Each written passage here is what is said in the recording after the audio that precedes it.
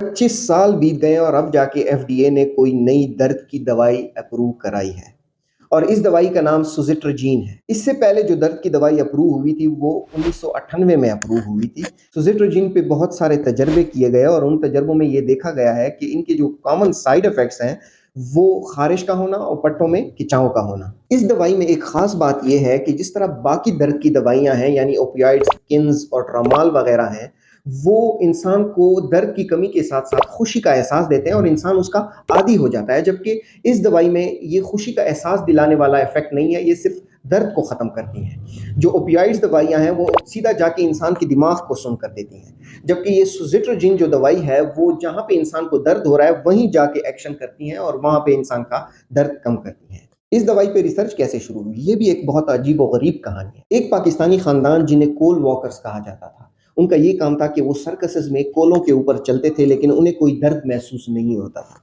साइंसदानों ने उस खानदान पे रिसर्च शुरू किया और ये मालूम किया कि उनमें एक खास ऐसी जीन है और उस जीन की वजह से उन्हें दर्द महसूस नहीं होता।